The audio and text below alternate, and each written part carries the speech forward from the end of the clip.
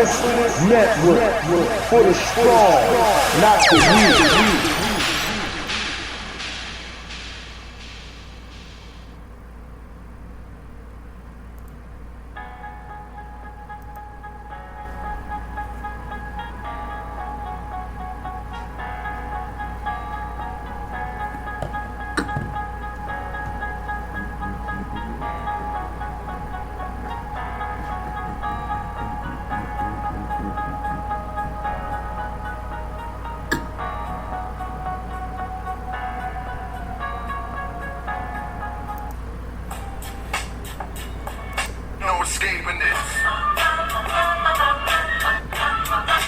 Shaking stuff. No escaping this.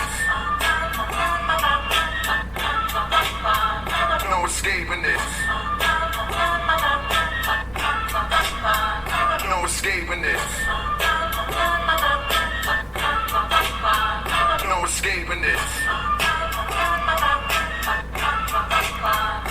escaping this. Are you that stupid? No one's ready to deal with us. No escaping this. No escaping this. No escape. No one's ready to deal with us. No escaping this. No escaping this. No escape. No one's ready to deal with us. No escaping this. No escaping this. No escape. No one's ready to deal with us. You are listening to the End of the Bench podcast on Bill Fitness Network, hosted by my man HRap.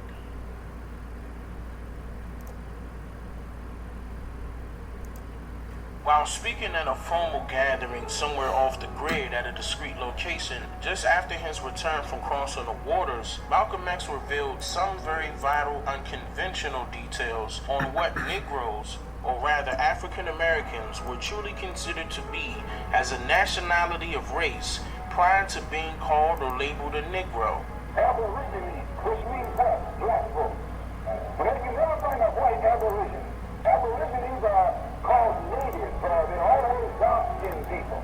You and I are aborigines, but you don't like to be called aborigines.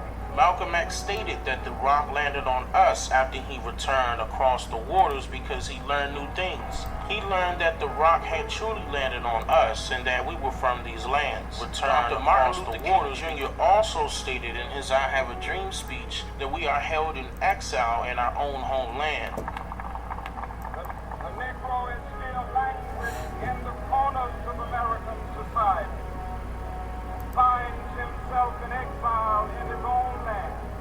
Now we have a lot of scholars out there and individuals are missing the point. How can you be held in exile in your own homeland without it being your own homeland? The tens of millions of black Americans, or rather Indians, who disappeared in 1492 did not all die in the Holocaust inflicted within America. Hundreds of thousands were shipped to Europe and Africa as Indian slaves. The whole slave trade story was given to all of us in reverse. A mass colony of Africans were not shipped from Africa to America. The truth is that black Indians were shipped from America to Europe. They were then shipped from Spain to Africa as commodity for African resources. These black Indians, now mistaken as African Americans, were shipped back to America and classified as African slaves. This part of our history is what the school systems fail to mention in history programs. The American Society was an organization formed in 1816 with the purpose of transporting free African Americans, or rather Indian slaves, classified as Negroes back then, from the United States to settle on the west coast of Africa. During the decades, the society operated and transported more than 12,000 people to Africa, and the African nation of Liberia was founded. The term African American to refer to all black people was endorsed only since 1988, but was against the desires of the majority of black people. In fact, the term was endorsed by only 5 people, including Reverend Jesse Jackson and Ramona Edlin, leading the charge. As a result of a gathering, called the African American Summit without the input of the majority of black people. Author Avis J. Smith went to the district court in Washington, D.C. to stand against this term, as well as against the notion that a small group of powerful individuals should be able to compel the masses into adopting it. The systematic destruction of the Native Americans, or rather Native Indigenous Aborigine people, and their way of life was not only one of recorded history's greatest tragedies, but as with the slave trade, deeply spiritually wounding to all involved. The utter decimation of their culture is one of the most shameful aspects of history, the extent of the damage still being downplayed and denied entry into textbooks and history lessons to this day. I'm just here to make you think. Good morning, good afternoon, good evening, good night.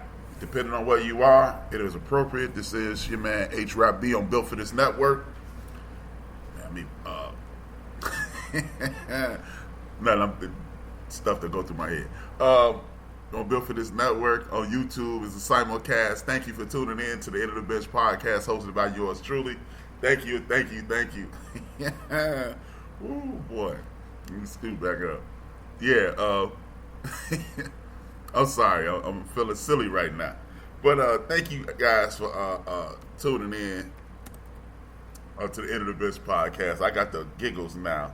But I want to salute everybody that tuned in. If you are on the Spreaker.com side, please hit that like button. If you're on the YouTube side, do the same. Hit the like, then hit the subscribe, then hit the share, then hit the bell, then hit the all, and you'll get the alerts for all my shows. Thank you for tuning in. It's going to be an interesting ride. It's going to be an interesting ride today. But before every ride starts, I have to let you know, and let the people know the same thing every week. This is a podcast. What does that mean? That means this is live entertainment, but it can be accessed 24 hours a day, 7 days a week. Now, you can catch me on Spreaker.com. As I said, you look up Built for This Network and get anyone on the network as well as me. And you can go to YouTube, do the same. Apple Podcasts, Spotify, iHeartRadio, Google Podcasts, Castbox, Deezer, Podcast Addict, and Amazon Prime. Thank you for tuning in. And before I start every show, I send acknowledgments to my family and ancestors. That is everybody connected to the Pollard, Whitmore, Patterson, Turner, Battle, Cotton, Harper, Bailey, Shaw, Thompson, Chris, Lansdowne, Liggins, Duncan, and you already know me, my mother, my father, my sisters, brothers, nieces, nephews, cousins. We are the Williams clan, and we are always in the building. Okay, I got the giggles out of the way. Nothing funny though, nothing funny at all. Let me get this show started. I'm start off with something somewhat light, and it'll just lead me into different directions and things of that nature. I hope you enjoyed the video. What I was trying to do is enlighten you, hopefully push you down a rabbit hole. You push yourself down a rabbit hole, and you may find some things that you will find entertaining or engaging or thought-provoking, and then we'll put ourselves in a better situation, right? Thank you. Now, with that being said, I want to talk about something, about something thought-provoking. The show Jeopardy. I mentioned the show Jeopardy on the show last week, and what I did was I mentioned the fact that the show's producer, Michael Richardson, put on a farce. He always wanted to be in front of the camera, and he did his, he put on this facade of a campaign that led us to 30 different directions. Aaron Rodgers and LeVar Burton and all these other people that wanted to be Jeopardy hosts, Joe Buck, dozens of people that wanted to be Jeopardy hosts. Jeopardy is a show that's a thought-provoking show. It's informative. Or you could just say it's Trivial Pursuit on TV. Either way, the funny thing is, I believed it was some nonsense behind him and the way he did things, right? And the nonsense came to fruition this week. His past crept up on him, like mine will at some point one day, and a lot of other people who aspire to be public figures, their past will creep up on them. But the difference is, his past crept up on him, and he did something that back in the 70s we would call that's mighty white of you, right? And the reason we were saying it because that's what powerful white men do. And instead of just gracefully bowing out, he fired himself, but he's still the show's producer, right? It's a joke. It's a joke. How are you firing yourself when you were going to get 2 paychecks? Now you're only going to get 1. And this is nonsense. This is nonsense. The sad thing about it is the very respected, the excellent host of the original Jeopardy, and then it came back in the early 80s, was Alex Trebek. Alex Trebek did an excellent job. Everybody loved him. God rest his soul. And this is a man who understood. See, legacy means a lot. And not just your legacy, the legacy of your work. And yeah, he's just a game show host, but he's one of the most respected game show hosts in history of TV, right? So this is a guy who reached out, who said before he transitioned, he wanted this sister that's consistently on. She's an attorney, and she's consistently on CNN. She's from the great state of Minnesota. Her name is Laura Coates. I've been following Laura for quite some time. She's a very astute and intelligent woman. And he wanted Laura Coates to do it. Now, if you know anything about Laura Coates, you realize that Laura Coates would probably have been excellent at this job. And if I was Laura, I wouldn't take it. Because more than likely to save face, what they're going to do is this. They're going to offer her the job or offer a black person a job to say, yeah, well, here you go, black people, go ahead. And I'm not saying Jeopardy is some black thing. I'm just saying this is what happens when you don't do the right thing for the right reasons. When you have an underlying nefarious or devious, you have underlying nefarious or devious intentions behind your actions, though that energy goes out to the universe and it swings around the universe and kicks you right in the behind. And this is what's happening right now with Jeopardy, because they're up in the air right now. A lot of people wanted LeVar Burton to do it. He's the Reading Rainbow guy. And a lot of people wanted this guy and that guy, and Aaron Rodgers, the football player, mentioned that he would love to host Jeopardy and things of that nature. And it would probably be interesting to have anybody do it. But when you intentionally cut people out of things for your own personal gain, I believe that's what happened with this. Because what other reason does it happen? You mean to tell me you don't vet yourself? Now, this goes into this Me Too movement, and everybody's being uber sensitive. In my personal opinion, I think sometimes when we pay attention to people's feelings, I think we're going overboard at some point. If we can laugh, and look, I understand if this offended women, his statement offended women, then he should have the ability to apologize and make amends for it. And then maybe we should start looking at things in context. If things are said in a comedic realm and potentially had no ill intentions, maybe, just maybe, we should start taking things and looking at things from a different perspective. Some people would disagree with me. A lot of people would disagree with me. But I'm not a woman, so I can't tell you how it feels that a man may potentially objectify you. I can tell you from a black person. And again, it's just, if it was meant in jest, purely in jest, and not to objectify women or not to subjugate women, then okay, I understand. I get it. I would appreciate it. And then you always should have the ability to come back and apologize. See, that's the thing that later on I'm going to mention some things that if we don't learn how to engage, that's the problem. We don't engage in conversation anymore. We identify, we label, we strike them from society, and then we move on. And in my personal opinion, that's not the way you do things. Because more than likely, if I keep talking, I'm going to say something that people in America are not going to like. Or people, I'm going to say something that women don't like. I'm going to say something that men don't like. I'm going to say something that black folks don't like. I'm going to say something that white folks don't like. But if we consider ourselves and we put ourselves in a position to say, hey man, we're better than the next situation, then maybe we need to start engaging in conversation.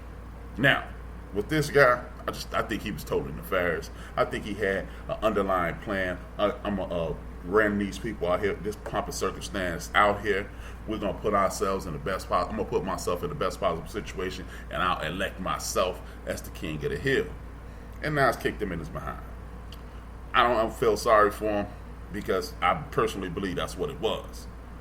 But when you are out here putting yourself in situations and you know you've said things in the past that the YouTube movement or some other kind of movement will attack you, maybe, just maybe, you should look at yourself, scan the room, read the room, and then get you somebody like the person that the former host, Alex Trebek, requested, Anka's sister, Laura Coates. If you don't know Laura Coates, you really need to follow her on Instagram, you need to follow her on Twitter, and then you need to check her out on CNN, because she speaks for the people, and she's not up there trying to keep her job, because she understands that I have a position in the world that I carve for myself. So if I'm not on TV, I'll be making money in other ways, and those type of people that you want represent you. Now, this leads me to in a totally different this leads me in a totally different direction. And the direction that it leads me into is this thing in Afghanistan. We have been sitting around for the last few weeks. We haven't been talking about police reform. We haven't been talking about reparations. We haven't been talking about voter reform. We haven't been talking about anything, but we have been talking about, as a country, the situation in Afghanistan. Which leads me to the biggest question in the history of the world, if you ask me. What makes the United States of America the moral police? We have people, I listen to a lot of talk radio, I look at a lot of news, I read a lot of publications, and I consistently hear people saying, there is no we. Well, as far as I'm concerned, there is no we. But we need to go to Afghanistan and get rid of the Taliban, and because they're over there mistreating women, because what they do, in my personal opinion, is bring up these red hot button talking points, dehumanizing people, disrespecting of women, children, and things of that nature. So, according to these people, the United States of America is supposed to jump in their tanks and their planes and their boats and go over there and annihilate the Taliban, because the big bad wolf called Russia and the big bad wolf called China, they're going to go over there and steal all those oils and minerals, and they're going to dominate the world, and yada, yada, yada, this, that, and the third. That's what brings about the question that I ask. What makes America the moral compass? What makes us the morality police?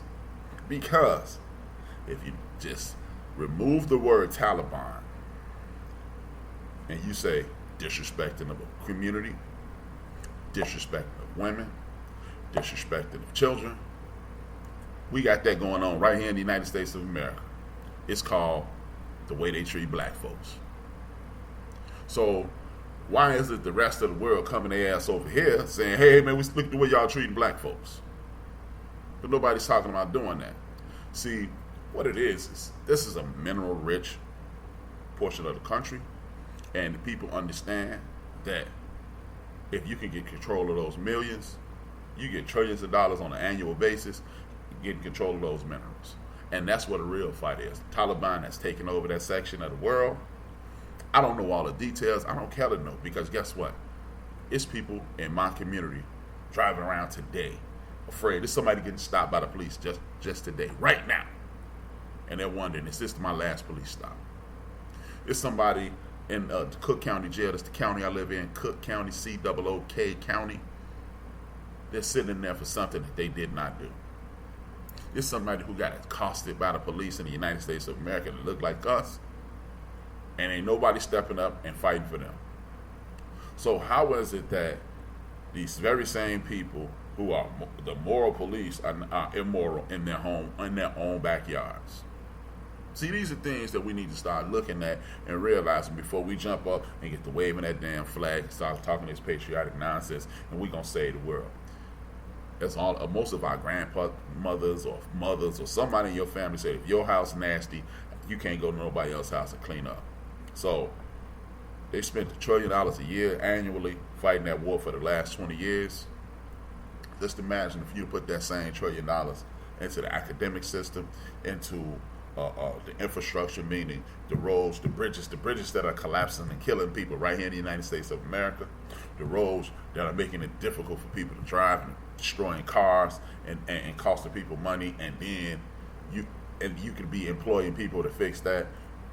And it's a million things that you could be adding to. You could be doing this to police reform to get our brothers and sisters out of the incarcerated states. But instead, we go over there and we fight for minerals and oil, and we disguise it as human rights situations. And meanwhile, we're over here violating human rights every single solitary day. See, these are the things that we need to be discussing while we're talking about Afghanistan and we're talking about China and Russia. Let's talk about how things need to be fixed here. And if you don't do that, what you're going to do is waste your time, and then the wool will continue to be pulled over your eyes, and you'll never be woke. If you are awakened to the problems in your own community, then you can fix them. And when you start to fix them, those problems will dissipate and you'll move on with your life. And if you choose to engage in the improvement in your community, then you are a hero. So then we won't have to go to the athletes and the entertainers. We'll have regular people, everyday people being shown as heroes, and then only can we fix our community and stop being subjugated to the tyranny of the system, the man, and anything else that you have available. These are the things that we need to be engaging in. Realize what's going on around you, and when you realize what's going on around you, you can fix them. Again, I sound like a broken record, but it is what it is. Do not allow the television to tell you who and what to think about. Because when you start allowing the television to do your thinking, then at that point you become lost. So realize what you're experiencing. What you're being experienced is televised lies and programming. It is television programming. They don't call it because that's what they're trying to do. They're programming the shows. They're programming your mind, and as long as you allow them to program your mind, you'll be in the situation that you're in currently. I should stop saying you. We will be in that situation, because even if I get out of this, you're still in it. And I want to say that again. Even if I were to be the one dude, as people say, the magical Negro, if I'm the magical Negro to get out of this, you will still be in it. So I'm still in it as well, because my nieces, nephews, cousins, friends, and family were still in it. And even my neighbors, even people I don't know in the country that are part of our tribe, we need to get out of this as a community. Otherwise, it does me no good to just be successful. Success is not a pile of money. Success is my people being in a better situation every day. Every day we need to be trying to get ourselves in a better situation. Now, with that being the case, how do we get in this situation? Personally, one of the biggest things that I believe in my lifetime, I can't speak about prior to 1969, right? Prior to 1969, I'm not going to speak on it because I can't cognitively say what was going on. But we had people like our ancestors, Marcus Garvey, Medgar Evers, who's never spoken about Whitney Young, Bayard Rustin, and a whole host of others that include Malcolm X, the Most Honorable Elijah Muhammad, and our great ancestors. They're all, and the great Dr. Martin Luther King Jr. All great ancestors, all did their jobs, all did everything they could to put us in the best possible situation, correct? Now, what we did was flush all their hard work down the toilet. I personally believe in 1969. And it was, we did it with a little assistance, no doubt. Because we took what Dr. King said as a surface statement. You have the right to do these things, so that's what you should be doing. I have the right, as the big department stores here in Chicago, with Carson Perry Scott and Marshall Fields. They've developed into Macy's now and Bloomingdale's, but that's what it was here initially. We have the right to go to Carson Perry Scott. We have the right to go to Macy's. But what we should have done is continue to shop with each other. Integration is the biggest mistake in the history of the United States of America when it comes to black people from the year 1970, year I was born, up until now. And if you ask why, I will tell you why. I always let you give you a point of reference. Carter G. Woodson is the point of reference today. Carter G. Woodson was a man who invented Black History Week that evolved into Black History Month. So for all those people, again, if you never watched my show, I'm going to say it again, if people watch my show, heard me say this several hundred times, potentially. Carter G. Woodson, they did not give us Black History Month. Carter G. Woodson took Black History Week in the celebration of Frederick Douglass. And then it developed into Black History Month later on. I think it was around 1966 or 67. Black History Month. So when you think, why did they give us the coldest month of the year? We took the month due to a celebration of one of our ancestors, which is Frederick Douglass. So nobody gave us anything. So we took this month and we took this time to celebrate our history because this was a dude who was one of the original people who were anti-slavery. He attempted to abolish slavery, right? He started off in bondage and worked his way into being a person who could stand in front of these people who consider themselves kings and things of that nature. And now he is one of our celebrated ancestors. Carter G. Woodson stated right before his transition that if you can only celebrate your history for 30 days or 1 month, 28 days in the case of February, your history isn't worth celebrating. Told us to watch out for integration. When you integrate society, when you integrate the educational process, what they will do, and they followed his blueprint, what they will do is bring white teachers into black communities and have white people teach our community who we are and what we are. Those people don't care about our history. Our history isn't important to them, so our children are even less important to them because they look at our children as animals. And when you look at somebody's child as an animal or less than, what happens is this. We're not pouring into you what needs to be poured into because, according to Carter G. Woodson, and I totally agree, the very education, it might have been W.B. Du Bois, but it makes no difference. Carter G. Woodson or W.B. Du Bois said this. The very education that is pouring into a white child will destroy a black child because when you're teaching about Abraham Lincoln, Thomas Jefferson, Ulysses S. Grant, the traitors, what was his name, Jefferson Davis, and all those guys, when you're teaching about them, you're teaching young white kids that no matter where you come from, no matter what you are, you can excel to the highest point. You have a self-educated man in Abraham Lincoln who became the president of the United States of America. You had a dude who was non-educated at all recently. So what you're doing is you teach history, you're teaching these young white people, hey, there's no stopping you. But when you omit people like Ida Bell Wells, we know it's Ida B. Wells. When you teach people, when you don't teach people about people like, I can't think of his name right now, the guy who saved Memphis.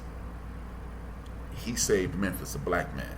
And when you take that same man who financed the migration to Tulsa, Oklahoma, which helped develop what we call Black Wall Street, when you fail to teach about Bayard Rustin, when you fail to teach about Whitney Young, when you fail to teach about all these great people from our community, when you allow people to say the Vice President Kamala Harris is the first black woman to run for president in the United States of America, which is a line we know is Shirley Chisholm. When you delete these people from history, you push our young black men and women out of the way, which makes them not want to engage in the education process. And one W.B. Du Bois said, when you allow people to do these things in the education process, we become a figment of somebody else's imagination. That's why you only knew about Dr. King. That's why you vaguely heard about Medgar Evers and Malcolm X, and every other word was Rosa Parks and my man with the peanuts. Can't think of his name right now. George Washington Carver. That's why you only heard about those people, because those were the people that they picked out. When at the same time, we should have been hearing about a guy by the name of Stokely Carmichael at the time, which is what he transitioned by the name of Kwame Ture. He's my hero. He's my hero. I love Malcolm X to no end. Respected the man, respects his family. I love everything about Malcolm X. But Stokely Carmichael, Kwame Ture, aka Stokely Carmichael, is the first dude who I actually laid eyes on from that time and was like, yep, that's what time it is. We need to know about these people, because when you know about these people, when you find out the black man invented the video game cartridge, when you find out the black man invented the remote control, when you find out who Percy Julian is, when you find out all these things and all these people, then you realize, whoa, I invented all this. I am the reason of all this. Irrigation, the rice, the reason that the rice industry is booming in South Carolina is because African ladies bought rice over in their hair. When you realize all these things, when you realize it was a brother who stopped the smallpox epidemic in the Civil War and saved George Washington's bacon and fixed this country, then you realize, oh my God, these things adding up, and if it wasn't for me, we wouldn't be here. And then as you saw in the video at the top of the show, then you find out that we were here 400 years before Columbus ever got his punk ass on the boat. When you find out that Beethoven is a brother. When you find out, he's the greatest musician in the world, but then you find out he a brother. These are the things that I'm talking about. When you find out Patrice Lumumba and these brothers, when you find out Marcus Garvey not only dominated in Jamaica, where he's from, came up here and kicked behind, but before he even got back here, he was doing his thing in Costa Rica. When you find out these things, you find out just how powerful we are. When you find out there's certain African slang, a saying that translates directly into "I see you." Like when when your friends or family member get something nice, get them a new house. Oh, I see you. You did get them a new car. Oh, I see you. Get them a new outfit. I see you. That's an African tradition. Or like something like Costa Rican. The Costa Rican community says Tika or Tico. Shout out to Dr. Greg Carr for educating me on all this. But when you say Tika or Tico, it means nothing to you right now. But watch this. You know how if your mom, and I'm using getting this directly from Dr. Greg Carr. I've researched it. It is true, but I'm getting this from him. When you see your mom have a new friend, like your dad passes away, your grandfather passes away, this other person steps in, and he goes, hey, and you go, who is this? And one of your friends come out, who is this man? Oh, that's my mama, little friend. Or if you show up with a new girlfriend, that's my son's little friend. That's what Tika means. Tika. Tika means little. It is a term of endearment, and it's little friend. It's a term of endearment. So you see how we touch the entire globe at all times. And when you learn these things and you figure out these things, you realize just how important you are to, and that's just how important you are into the way the world is spending. Yes, the way people were navigating over here, we invented that. We did that. When you realize there are pyramids all over the world, there are pyramids in China, there are pyramids in Vietnam, there are pyramids. It's been alleged that it's a pyramid in the Grand Canyon. There are pyramids in South America, there are pyramids in Mexico, and they got 6 and 8 foot heads that look like me and you. Full lips, big noses, round, high cheekbone, look just like us. But people don't tell you those things, and that's why I started off the video. I'm going to start off the show with that video because I want you to understand just how powerful you are. And integration Brown versus Board of Education, it was not meant to integrate schools. It was meant that so the federal government will give our schools the same amount of finances and resources as we give their schools, and then now it's a competition, and when it's a competition, then you find out who the best is. But it's not about being the best, it's about us being treated fairly here. Everybody needs to be treated the exact same way, or we need to break this whole thing up. Period. But we've been tricked into this thing that, like for example, I've told this story 100,000 times. And I've told the story dozens, if not hundreds of times on this very show. I never went to school with anybody that was outside of my community my entire life. Not one person in the classroom looked over and saw a non-black person. Very few people at the front of the class, the instructor or the educator or the teacher, whatever you want to call them, they were all black. They were all black women. Most of them were black women, some of them black men. And then we had, at Western House, we had a sprinkling of few white teachers. And people go, oh, that's sad. No, it's not. Because guess what? I remember each and every one of those black men and women, and 99.9% of them, everybody but Mr. Bowman and Mr. Payton poured into me. Yeah, I called them out personally because I still hold a grudge since 1985. Yes. Yes. Yes, I'll go to my grave holding that grudge. And yes, if Mr. Bowman and Mr. Payton, if y'all watching, I do have a degree now. Yes. I'm college educated. Yes. Y'all told me I wouldn't be, but yeah, because I was the class clown. And instead of doing what the other instructors did, you attempted to poison the water and you did. But this is exactly what I'm talking about. Those two men were whitewashed. They bought into the nonsense.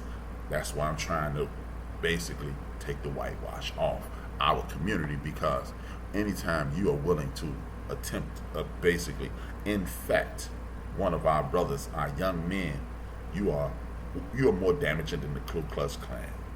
But it didn't work with me. But there are a lot of young men who out there who Mr. Payton and Mr. Bourne, they probably told. My man Big Illinois was told the exact same thing at a totally different high school. But see, when you got the love of Miss Nelson, and you got the love of Miss Adams, and you got the love of Mr. Butler, Father Anderson. This dude at our school, his name was Father Anderson. Yes. You got those type of people pouring into you, don't have that problem. And this is why I said the Brown versus Board of Education and the integration of our education system did us a poor service. Because then, unlike a lot of people, my elementary school principal had a PhD. Our vice principal had a master's. Then you go to Westerhouse and you had a brother, Mr. Spellman. Shout out to Mr. Spellman. Mr. Payne, Miss Bibbs, they were educated as well, and they put us in a situation. Anytime we stepped out of line, they would call an assembly and say, "You're better than this." See, these are the things that even if you're not getting the proper guidance in your home due to a myriad of things, when you got the entire village working on your side, you succeed, or you will be put on the right path, or you can't say, "I don't know." See, we're going to do what we want to do. I'm not telling you that the entire school, it was perfect. I'm not going to tell you that everybody at Westhouse went on to some glorious future, and we really everybody went to the pros, and everybody. No, we all made decisions, good, bad, or indifferent. But you know what? If I were to take you to the Westerhouse cookout next year, this gonna happen. We're going to be done with this corona thing. We're going to get it back in. Everybody, you have old teachers coming back. You have old students. And Ray Shannon, salute to my coach, Ray Shannon. You have people pouring into us. And when you have people pouring into us, you have a better chance. Even you had the dudes who were part of street organizations. They respected those men. They respected those women. Miss Jonigan. And I'm telling you, I can go on and on and on and on and on and on and on. And this is why it is important that we get out of these situations. Look, we can sit around, but the schools over there, they have more amenities. Well, what we need to do is start to communicate. I keep telling y'all, man, we don't have to like each other to get along, to work together. I don't have to like anybody to work alongside of them and get the greater goal accomplished. That's where we mess up at. I don't like him. I don't like her. Do that person work hard? Yeah, they work their butt off, but I don't like them. But we got to get out of it. We got to step right out of that round and go, no, I don't like them, but they working for the betterment of the community. And when they're working for the betterment of the community, we all will benefit from this. And you may learn something about that person that may change your mind, or you may be able to easily tolerate them. But when you realize that somebody and someone is working in the same direction as you need to work together. You need to galvanize. And everybody become an arrowhead to reach a specific goal. If you don't, you're going to be subjected to the tyranny of others for the rest of the time the damn globe is spinning. For the very rest of the time the globe is spinning. If you don't do that, then, hey, man, don't complain. Don't complain. Because, see, then you got, like, if you don't understand what I'm saying, look up Lafayette Parish in Louisiana. Look up Lafayette Parish in Louisiana. It is a teacher. There was supposed to be some meeting, and it was after dark. And she said, and she was brazen enough to write on social media, I'm not going over there, because after dark, it's Niggerville over there. And they're still debating on whether they should terminate her. She shouldn't be. You know what? Don't terminate her. Move your kids. We need to move our kids into our own situations. See, because once you have a quality principal, a quality vice principal, then we're engaging in a community fashion.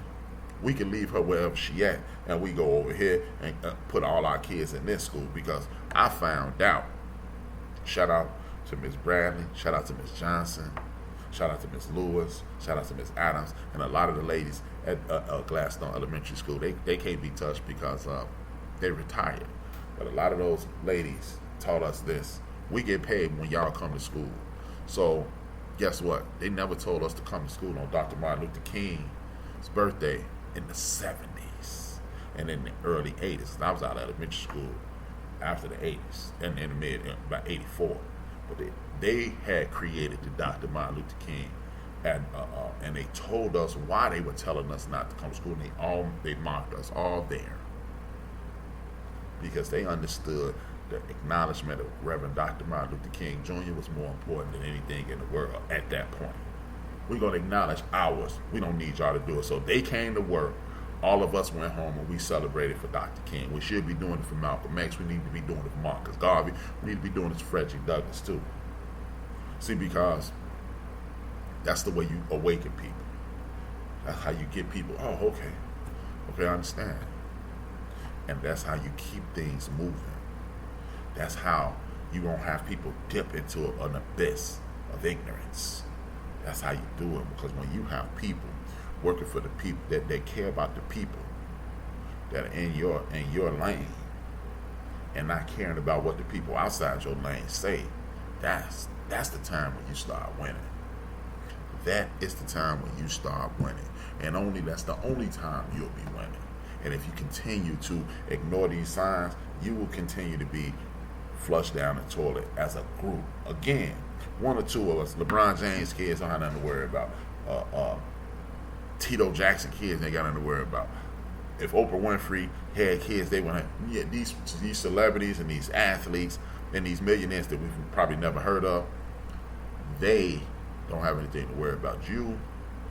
If you move into the deluxe apartment in the sky and you move into the affluent neighborhood, understand your friends, family, neighbors, cousins, all your homies, they still struggling. Oh, that ain't my responsibility, but it is. Because crime has nothing to do with our color. Crime has to do with opportunity. Every place where they avoid opportunities, there's an elevated amount of crime. These are not mysterious things. If you remove arts, sciences, vocation from an area, and now you tell somebody, everybody got to go to college. Some of us are not academically inclined at that point of our life because everybody can learn, but that may not be what my focus is. I may be a creative. So I could be pouring this into art. I could be pouring this into music. I could be pouring this into creating things. But you want me to go to a college, and that's just not for me at this time. Because some of the worst students I know them now. I knew back then, I know them now, and they gone on to get their master's degree because they went on to be a plumber, and then they wanted to create something else, and they went on, and that quest for knowledge led them to a university. See, universities are not to get a job. Contrary to popular belief, a university is not to get a job. It is to create. It should be a think tank. Cognitive thinking should be going on at the university. The development of that form of thinking should be going on at the university. Networking should be going on at a university so you can so you can come back to your community and improve everything, your surroundings. That's what should be happening at a university. But they've taught us over the last 51 years, that college is to get you a good job. Basically, they're going to march you into slavery because you hear nothing about being an entrepreneur. You hear nothing about anything. What you do hear about is people getting jobs and working the rest of their lives and busting their behinds. That's what you hear about. And why is it that you only hear about that? Because it's the machine. It's the machine. We used to own our own stores. It used to be a situation where we own our own corner stores. We own our own delis. We own our own dry cleaners. We own our own people. My grandmother, Dolores Pollard, God rest her soul, she used to make clothes. Do you know I had clothes as a little boy that said made by Dolores Pollard And I didn't think I thought everybody's grandmother did it. But when my grandmother could do that, just imagine if she was living now, she'd be a billionaire. She'd be Sean John, she'd be Fat Farm, she'd be all that. My daughter's doing it now. So these are the things that I want you guys to understand. And this is why I do this thing. It is called, what is it called? 1 second. Lafayette Parish, Louisiana. Lafayette Parish, Louisiana. I want y'all to see this. This is another person. Glorious Gloria is what they call her. You've probably seen pictures of her, but I want you to see her now and hear some of her story. So it would drive you down another rabbit hole, so you can start looking into this, so you can start introducing these to your kids, your neighbors, your nieces, nephews, cousins, friends, and anybody else, so we can continue to build this community. I'll be back shortly.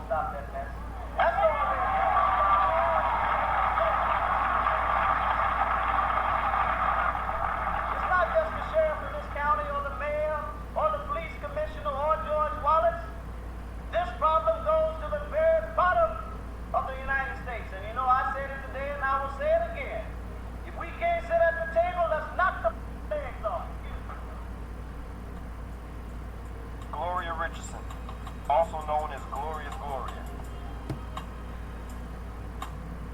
Gloria was born May 6, 1922 in Baltimore, Maryland. Gloria's grandfather was the first black city councilman in Cambridge, Maryland. He served from 1912 to 1946. Gloria always spoke out on the injustices and racial discrimination. Gloria graduated from Howard University in 1942. The Student Nonviolent Coordinating Committee, which they called SNCC, the SNCC, began its focus on segregated movie theaters, bowling alleys, and restaurants. Although Gloria was part of the SNCC, she did not agree with the nonviolent rules.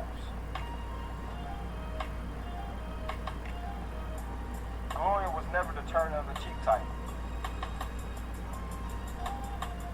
In 1962, she joined the CNAC, the Cambridge Nonviolent Action Committee. In June of '63, black demonstrators were attacked for conducting a sit-in, and the General of the National Guard announced that there would be some changes.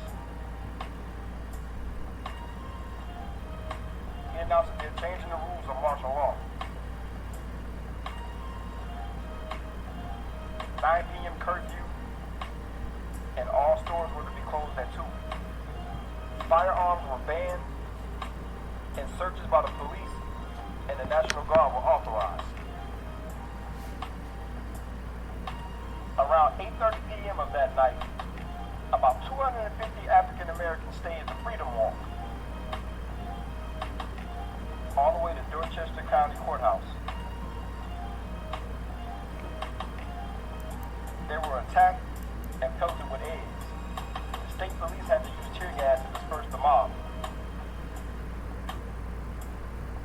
In 1963, Gloria attended a meeting in Atlanta about the future of the SNCC. As I stated, Gloria always wanted to change the rules of the nonviolent ideology. I mean, look at this picture. This is one of the most powerful pictures of all time. One of the most iconic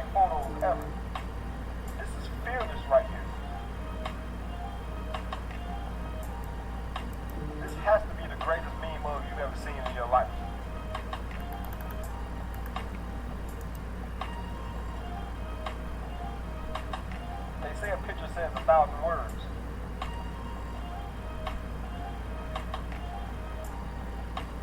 In this meeting in Atlanta, some of the most powerful leaders of that era were present. Stokely Carmichael, Ella Baker, John Lewis, Bob Moses. In a sit-in 1963, JFK called Gloria and for the locals to stop immediately. Gloria's response was, "The president can go to hell."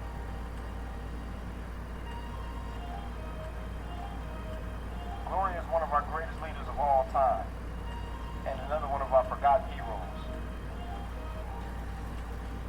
Fearless, and she stands today at 97 years strong. Let's show some love to this queen.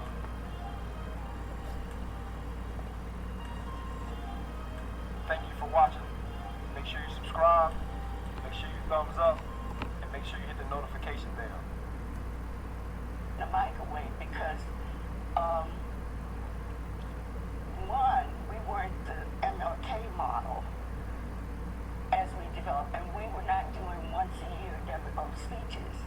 It was a daily kind of thing for almost a year and a half. We were just showing a picture of you, a famous picture of you pushing the it right next to the bayonet of the national. Oh yes, no, they were trying to. He was going to stab me, so I had to push it.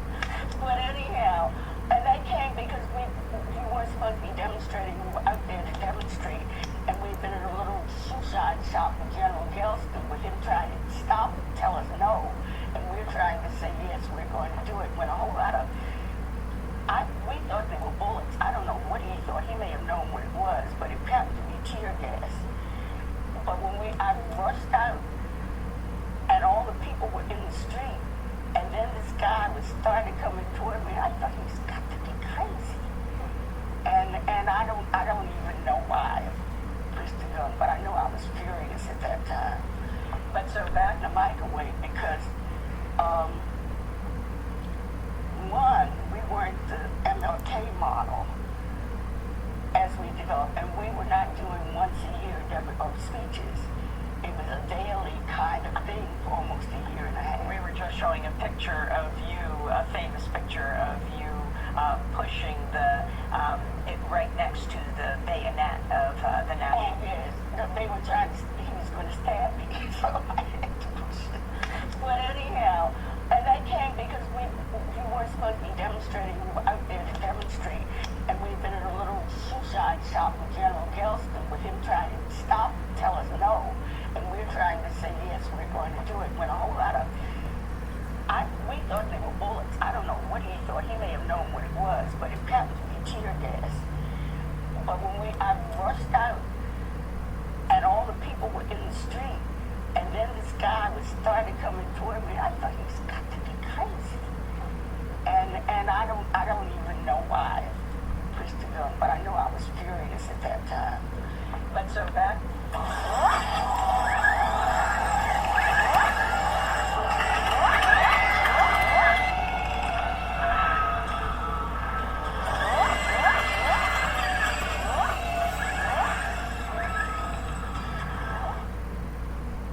Thank you for returning. This is your man HRap coming at you live and direct from Built for This Network. This is the End of the Bench podcast where we build and destroy what we attempt to build up the community and destroy the lies, propaganda, and foolishness that is surrounding our community. And we're not going to buy any more of that nonsense. Salute to Gloria, our elder. And if you've never heard of her, please look into her. The reason I even put her up there, that leads me right into the very next topic. And the very next topic is this: the erasing of our history. See, what you think, what we have been led to believe, and it is helpful. We look into these things like ebooks and things like that, and we go, hey man, I don't have to have all this space in my house for books, and I can compress it. Now, if you have your own hard drive that you can store all that in, then you're great. But you have to realize is this: just look at something as simple as the Bible and the way they describe Jesus. In the King James Version, they describe him one way. And the New American Alliance, they sign him another way. And in the NIV, the one I read, they describe him 3 different ways. See, this is what the reason I'm bringing this up is they're trying to erase the fact that he was a darker man. And when you erase the fact that he's a darker man, then you go into what somebody else will see. And when you go into somebody else's perspective of what something is, that's when you can bring in the BS and the lies. And when you bring in the BS and the lies, then you distort history. When you distort history, now we're all totally confused, right? And that's why I want us to stop buying used books. Wendell Pierce, a lot of us know Wendell Pierce from several different shows. He was known as I can't think of his name. He was on The Wire, and he was McNulty's partner. Was it Bunk? He was known as Bunk on The Wire, and he's a good follow on Twitter too. I keep telling y'all, hey man, if you want to get in contact with some good people that you never knew had these voices, tune in to open up a Twitter account. You don't even have to engage; just watch sometimes. You'll get information that you need, and you'll go down these rabbit holes, and then you'll find the information that you're looking for, and that will enhance your day, life, and future. Now, Wendell Pierce, they're trying to destroy the home of jazz. We all know that funky jazz, not even funky jazz, that jazz that we all love. If you're a jazz fan or a music fan, comes from Louisiana, Mississippi, and things of that nature. But we tend to call a home of jazz New Orleans, Louisiana.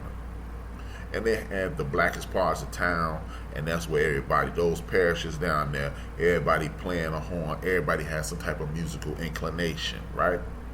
They're trying to do away with those buildings and burn these books and get rid of all this proof that we dominated that town too. And this is why I want us to start purchasing books, so we can give them to our grandchildren, or your grandchildren see you reading a book. We can start reading books. Sankofa is a bookstore in D.C. that we really need to start purchasing books from, so we can keep that industry alive, because those are black people writing black books. Not only books written by black people, but books that enhance the black experience and showcases the black experience. Sankofa, please look into that, because yeah, it's going to be a little more expensive because it's a smaller bookstore. But if we start shopping there on a regular basis as an entire nation, 50 million people start shopping there, guess what? Their costs will go down, because then they'll be needing more books. When they need more books, their costs will go down. They can buy them both, and then it could be kind of like Amazon is. The reason Amazon gives you great prices, because the whole United States of America, the whole world is dealing with them. The prices go down because they buy in bulk, so forth and so on. You understand the process. But not only to enhance the people in Sankofa, what we need to do is get these books so we can enhance our own communities. So we can enhance our own community, empower it with information. When you find out that the very plan that our brother Ice Cube has, Whitney Young has that plan. When you find out that the very plan Ice Cube has, that that the Black Panther Party self-defense wrote up that same plan, or a variation of it, then you won't have to waste your time reinventing the wheel. What you can do is take the old plan like Cube did and enhance it with today's information. Again, take that plan that our brother Cube had and enhance it with today's information, versus trying to reinvent the wheel, wasting time, valuable time. And not only will you do that, you will find out about, like I said earlier, Beethoven is black. You find out that the remote control was created by a black man. You find out the internet was created by a black woman. You'll find out so many things. You'll find out things that they creep into existence and they give you as a concession. They hand feed you things as a concession to keep you calm. And what they know is poor people rule the world. Poor people rule the world, because in every instance, you can go back over, when you even go over to Europe, you realize, let them eat cake lady. I can't think of her name because it ain't important to me. Those people got tired of her eating cake and they ass is starving, so they stormed the castle and cut her damn head off. Wilmington, North Carolina, poor whites stormed the Capitol. when black people took over the town via election and started hanging and killing people. Poor white people, and I mean we can go on and on and on. We can go on and on, but we don't realize that, and we don't realize the power that we hold and the information that is inculcated. Shout out to Karen Hunter, into our spirits and souls. Epigenetics plays a major role in the things that we don't like about us, as well as the things, that greatness that comes along. To quote the great Marcus Garvey, do it every week. What an African has done, an African can do. So when you realize what someone has done, you realize what you can do. And we can say, oh, some of these people that you point out, HRap, may be illegal. Yeah, I'm going to point out some criminals too. Yes. Because guess what? You know who Lucky Luciano is. You know who Al Capone is. They ain't do anything legal. So when we highlight our brothers and sisters who did this, because a lot of that stuff that they did, you use today. A lot of us use today. If you've played lottery in your life, that's the numbers record created by us. See, it's little minute things in history that you realize that these dudes, if you read the book Malcolm X, about our ancestor, book about our ancestor Malcolm X by our ancestor Alex Haley, you find out that Weston Enachi, as it says in the movie, could have been a mathematician, but he didn't receive the opportunities. And when you don't receive the opportunities, you go the other direction, because no man is going to allow him or his family or his friends to starve. But back then, we had a community. Then you had people like the 40 Thieves that Spike Lee didn't cover. That's why when we were on the forecast Monday night, I mentioned that we should do no more movies about our people. We need to do series. We need to do series about our people, because you cannot cover 65, 70, 80 years, 35 or 40 years. 38 years in Malcolm X and Martin Luther King's 36 to 38 years in Malcolm X in 3 hours or 2 hours. That's a week-long mini-series that we're going to suss this out. And we're going to find out the greatness and everything, and how these people intersected. How Malcolm X had a slight beef with our ancestor Jackie Robinson, and things of that nature. See, we must know these things. Why would you want to know about beef? You want to know about beef so you can avoid beef with me in the future, and I can avoid beef with you in the future. Or we could just continue to beef and allow people to spin us around like a top. Those are the options. So we must buy these books. We must keep them in our homes. We must protect our future at all costs. We must pour this into our young people, so they can know what they're capable of. They can know that nothing can stop them. They can know if somebody did something this great 100 years ago with the tyranny and the white terrorists on top of them, and legally being supported. Like in Tulsa, you had brothers and sisters coming out with their hands up, thinking they were forming military, thinking that the Coast Guard, the Coast Guard or whatever the United States Army were going to protect them, and those people had been deputized to kill them. And then don't sit around and wonder why we don't trust anything. So that's what I'm trying to get you to understand. When you don't know your past, you're damned to repeat it. And as I'm talking about entertainment, I'm going to talk about some more entertainers. These athletes in the National Basketball Association, these athletes and these athletes and entertainers, they're creating their own platforms now, and I'm proud of them because of it. You got people coming out like Carmelo Anthony, What's in Your Glass? You got All With the Smoke with Matt Barnes and Stax Jackson, Steven Jackson. And you got the Knuckleheads with Quentin Richardson and my man, I can't think of his name, never been, Darius Miles. And see, these people are telling their stories. They're coming out letting you know that, hey man, I wasn't a jerk. I wasn't a clown. We have a system set up in which people think we're supposed to behave in a specific way, but we don't behave that way, so they try to blackball us, and then ESPN carries on the lie because they're partners with the National Basketball Association and the NFL, and Fox Sports, they do the same thing, and these stories are perpetual, they're in perpetual motion, and now the truth never comes out. But now these young men are coming out saying, this is what's going on, and this is my story, and this is the way I see the story. I mean, this is the way the story was seen by me. Like if you watch this Netflix movie that Jermaine O'Neal put out about the Malice in the Palace, you'll realize that 90% of the problem that night was there was no security, and people in the stand were emboldened to do whatever they want to do and say whatever they want to say to other adults and men. But you don't hear about that. You just hear about these thugs from the hip hop culture, like hip hop music. So should we start saying rock music and it's Megadeth and things like that? That's why people shoot up malls. But you don't hear that.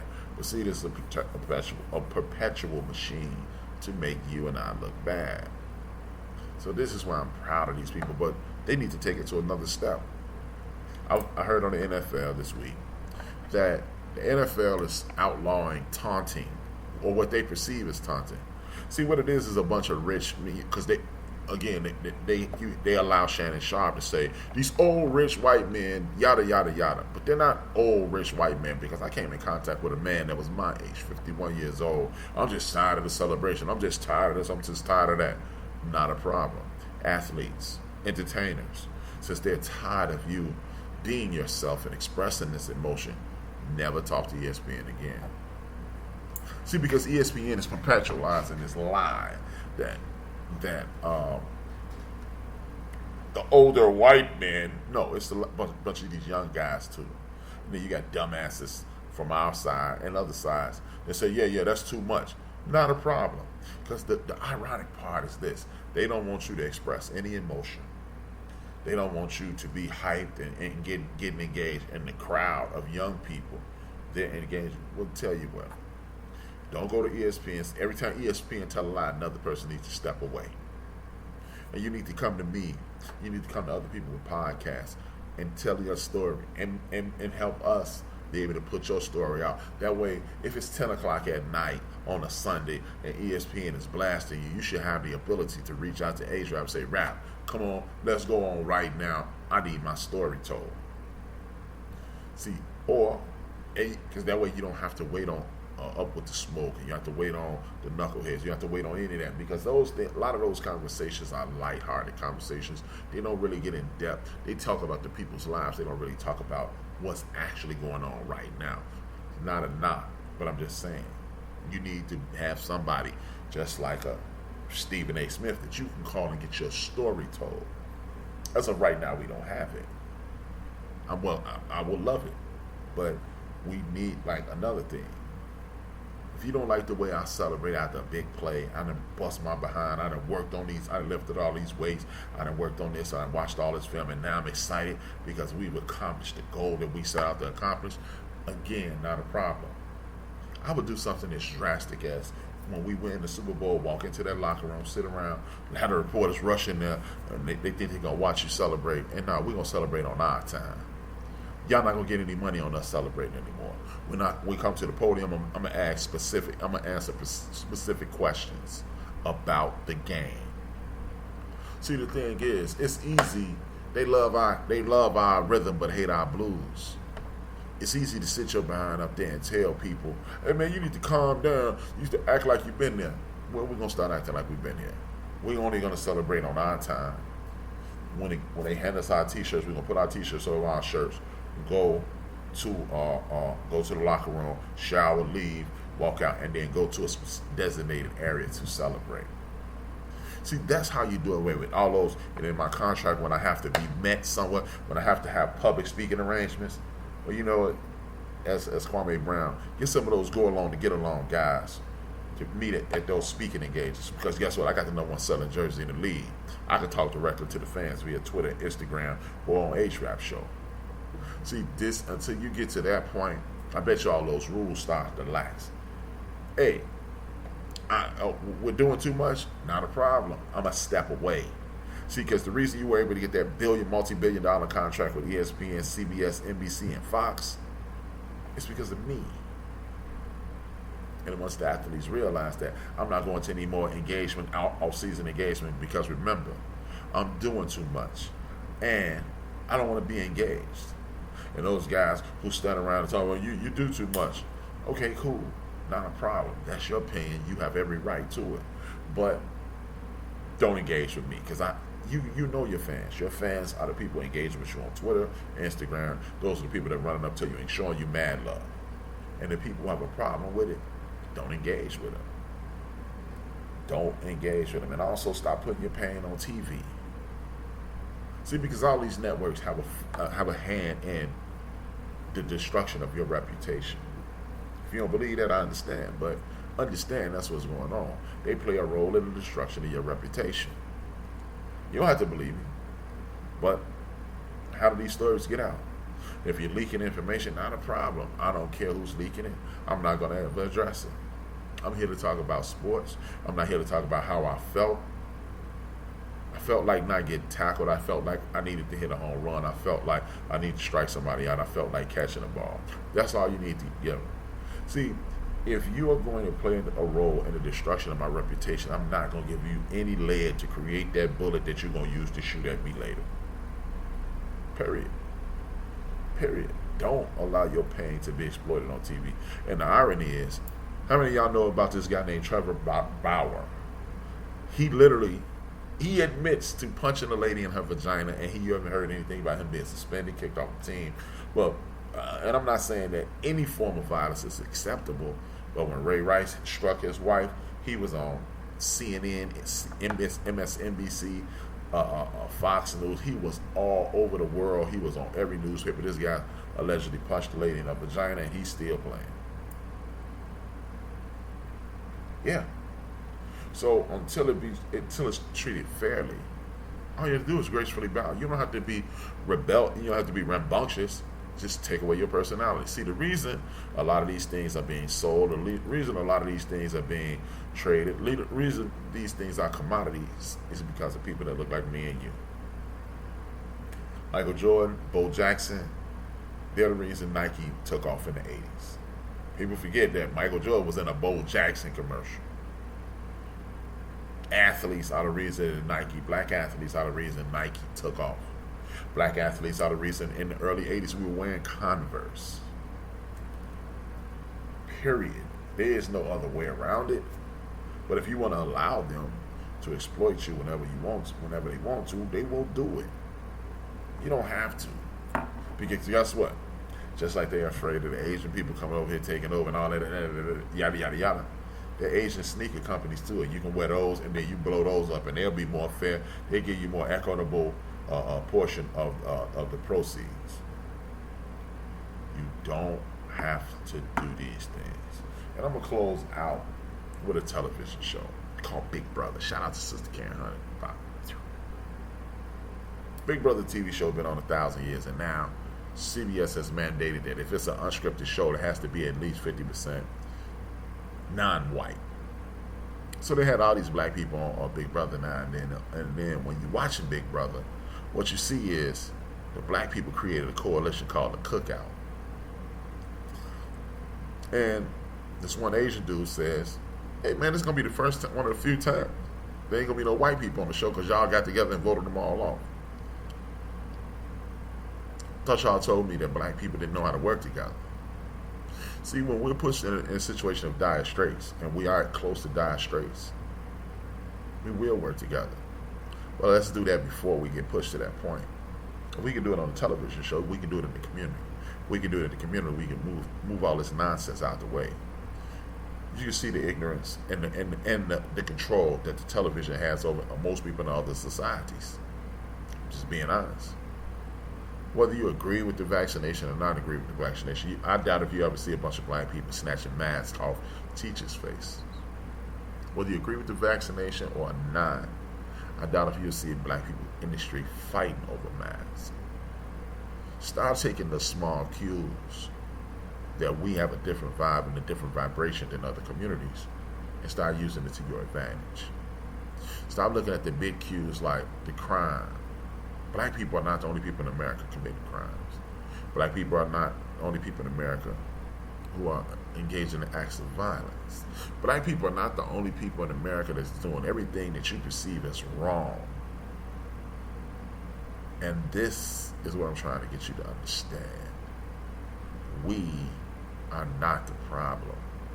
We are and have always been a great part of the solution.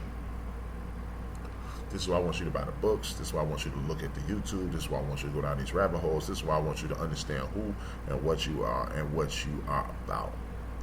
Because if you allow, as Carter G. Woodson said, 1962, I think, if you allow the dominant society to take over your education process, you will become a figment of their imagination. We're close to it. We don't have to continue to buy into it. With that being said, I'm gonna sign off right now. I thank you, each and every one of you, for tuning in. It's important that you do. I hope I helped. I want to send a salute out to Stax Jackson and Matt Barnes, Up With The Smoke. I want to send out Quentin Richardson and Darius Miles for their show. I also want to send out to the Ghetto Boys, Scarface and Willie D, Tariq Nasheed, The Drink Champs with Nori and DJ Envy. I'm at DJ, is it DJ Envy? Whatever. Drink Champs with Nori, DJ EFN, Talib Kweli, The People's Party, Ray Grady with Alpha Male, Zoe is the Zoe Morning Show, and Mansions, Corey Holcomb with the 5150, Craig with the Craig Smith with the Craig Fact Show, and everybody on it, Dewan, Charlie Reinhardt, and everybody else who's doing something on the ancillary side of that. Al Sharpton on Sirius Satellite Radio 126, Heather B, Sirius Satellite Radio 126, my sister Laree Daniel Favors, awesome woman, brother Clay Kane, awesome brother, Elder Joe Madison, Baba Greg Carr. I don't know if he would accept that, but that's what I'm calling Dr. Carr. And I want to send a salute, as I always do, to Queen Mother Karen Hunter. She's the Queen of Zinga of our generation. She's spearheading this. She always says she wants you to be healthy, wealthy, and wise. I want the same. She is part of a great part of my inspiration. And I want to thank my man Fine as Wine Cooking Channel. I need you to subscribe to Fine as Wine Cooking Channel. Fine as Wine is one word, cooking channel. And I want you to subscribe to Rated Kev. These two brothers are doing things. Fine as Wine, he gives you updates on everything, but it's a cooking channel, but he gives you updates on everything. My man Rated Kev does the same thing. He's a sports geek like myself. Salute to him and his wife, Jay Twice. But he also gives you firearm information and humanity information. Rated Kev gonna find his way on the show soon. He on the road right now. It's my man, 100 grand. He's a good man. Him and his wife, they have great family. I want to salute my man Big Illinois. He got a couple of weeks before he coming back. My man, number one Chief Rocker Jersey Vern, built for this network. He coming back soon. My man DJ Mad Knox, man, Mad Knox holding it down. Lisa Deuce coming back soon. DJ Mukadeen coming back soon. James Earl, Cheers Roundtree with DJ Mad Knox. They all coming back soon. Like I told y'all last week, built for this network, we have been on the injury list. We on IR. Me and Knox, we the first two to get off. Rocker and Big Illinois and Lisa coming back. Buka coming back. Chiz and James Earl, they coming back with us. And then we just gonna keep rocking out. As they say, rock out with you. You know the saying. With that being said, I salute Reggie O'Shea, aka Combat Jack. Combat Jack used to say this, and I say it now as a salute to him and mad respect. Salute to Ed Lover too. I always forget Ed Lover. Dream those dreams and man up and woman up, live those dreams. Because life without dreams flows in black and white. Life with dreams flows in technicolor, surround sound. And I always say this: do something before something is done to you. 2 fingers, 1 word. This your man HRap D, built for this network. The End of the Bench podcast, build and destroy. While I attempt to build up the community, destroy the lies and the propagandas. I'm out. We are built for this network, for the strong, not the weak.